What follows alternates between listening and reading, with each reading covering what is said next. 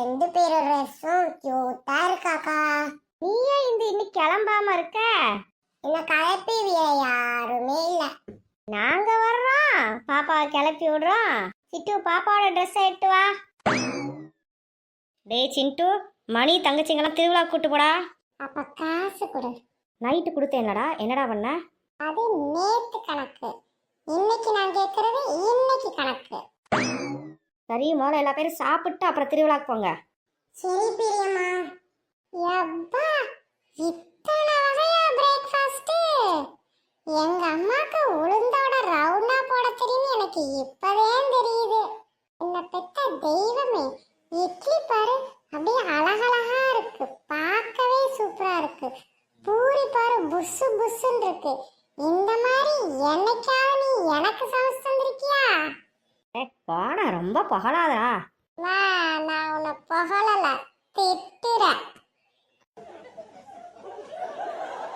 இந்த தேனே, அண்ணன்ட்ட நிறைய காசு இருக்கு, உங்களுக்கு என்ன வேணாலும் கேளுங்க, அண்ணன் வாங்கி தரேன். அண்ணா, எனக்கு அந்த கடையில் இருக்க பலூன் வேணும்னே. எனக்கும் வேணும்னே. அச்சோ, நம்ம ஏதோ ஒரு ஆர்வத்துல சொல்லிட்டோம், ரெண்டு பிள்ளைகளும் பலூன் கேக்குதுங்களே. சமாளிக்கலாம். அண்ணே வாங்க, அண்ணே வாங்க. எதை எடுத்தாலும் 10 ரூபா, எதை எடுத்தாலும் 10 ரூபா. இதோ வந்துட்டேன். அண்ணே, எதை எடுத்தாலும் 10 ரூபாயா? நெசந்தானா? ஆமா தம்பி, ஆமா. தங்கச்சிங்களா இருங்க, அண்ணன் போய் கடைக்குள்ள போய் உங்களுக்கு தேவையானதை வாங்கிட்டு வந்துடுறேன். A few moments later. இந்தாங்கனே காசு. என்ன தம்பி 10 ரூபா கொடுத்துருக்கீங்க?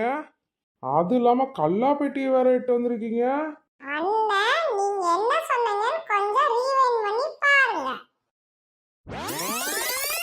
அண்ணே, அந்த பொருள்லாம் 10 ரூபாயா? ஆமா தம்பி, உள்ள போங்க, உங்களுக்கு பிடிச்ச பொருளை தூக்குங்க, 10 ரூபா தாங்க. அதே தூக்கிட்டேன். ஐயோ, இப்படி ஒரு அறிவாளிய நான் பார்த்ததே இல்லையே. எட்ரா அந்த கம்ப. பாப்பா வாங்க, ஓடிடலாம். ஏன் அறிவாளித்தனத்தை புரிஞ்சுக்கிறதுக்கு இன்னொருத்தன் பிறந்துதான் வரணும்.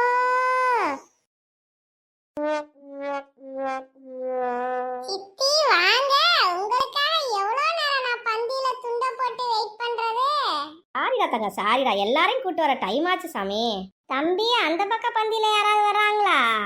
ஆமாண்ணே, அந்த பக்கம் 6 பந்திலையும் நம்ம ஆளுங்களே வர்றாங்க. இதத்தான் 1 மணி நேரமா வர்றவங்கட்டலாம் சொல்லிட்டு இருக்கீங்களே தம்பி. ஒண்ணுல பாப்பா, நீ உட்காந்து சாப்பிடுதேனே. எல்லாம் நம்ம சொந்தக்கார பையனே, ஒன்னும் பயப்பட வேணாம். அட, சிக்கன் பிரியாணி இருக்கு, மட்டன் பிரியாணி இருக்கு, மீன் இருக்கு, எவ்வளோ இருக்கு.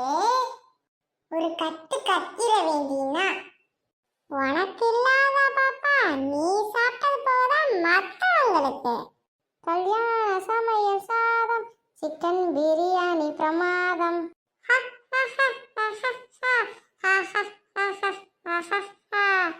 ஒரு பக்கம் சிக்கன் பீஸு, மறுபக்கம் மட்டன் சுக்கா, 2 காம்பினேஷன்.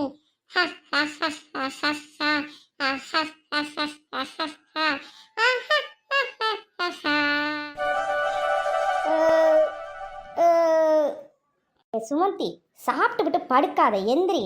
அக்கா போக்கா, நல்ல சாப்பாடு, ஒரு குட்டி தூக்கம் போட்டா சூப்பரா இருக்கும். அண்ணி, சூப்பரா தான் இருக்கும், ஆனா கொஞ்ச நேரம் எந்திரிச்சு உட்காருங்க, செமிக்கணும்ல. சுமந்தி இரு, நான் போய் வெத்தலை பாக்க இட்டு வரேன். நீ இரு மீனா, நான் ரம்யாட்ட சொல்றேன், அவ கொண்டு வந்து கொடுப்பா. ரம்யா, அந்த டேபிள்ல இருக்க வெத்தலை பாக்க இட்டு வாமா. இந்தாங்க, வெத்தலை பாக்க வச்சுட்டேன். என்ன எல்லா பேரும் ஒன்றா உட்காந்துருக்கீங்க, பழைய கதையெல்லாம் பேச போகிறீங்களா? ஜூஸ் எதுவும் போட்டு கொண்டுட்டுமா எல்லாத்துக்கும்? இல்லை ரம்யா, வேணாம், வெத்தலை பாக்கே போதும். இந்த சுமந்தி, இந்த வெத்தலை பாக்க எடுத்து போட்டுட்டு அப்புறம் படு. எனக்கு யாராவது வெத்தலை பாக்க மடித்து வாயில் வச்சு விடுங்களேன் ப்ளீஸ். பல சோம்பேறியாக பார்த்துருக்கேன், ஆனால் வெத்தலை பாக்க சோம்பேறியாக பார்த்தது இல்லையே. நான் ஒன்றும் சோம்பேறி கிடையாது. விடிய விடிய என் பிள்ளை கத்திக்கிட்டே கடந்தது, அதை தூங்க வைக்கிறதுக்கு நான் சுத்தமாக தூங்கவே இல்லை நைட்டு ஃபுல்லாக. சரி சரி விடுங்க விடுங்க, எப்பவும் போல ஆரம்பிச்சிட்டிங்களா? சின்ன வயசுல தான் 2 பேரும் எதுக்கு எடுத்தாலும் சண்டை போடுவீங்க. இப்பயுமா? நான் ஒன்றும் சண்டை போடல, அவ தான் என்கிட்ட சண்டை போட்டுக்கிட்டே இருக்கா. சரி சுமதி கோச்சுக்காத. சரி நீ பாடு, நான் வெத்தலை மடிச்சு தரேன். தேங்க்ஸ் வீணா, தேங்க்ஸ் வீணா. மீனா நைட்டு ஃபுல்லாக இவ வீட்டுக்காரர் தான் குழந்தைய பார்த்துட்டு இருந்தாரு. இந்த மணி விடிய விடிய கொரட்டை விட்டு தூங்கிட்டு இருந்தது. தெரியுங்க்கா, விடுக்கா, சொன்னால் மறுபடியும் சண்டைக்கு வருவா.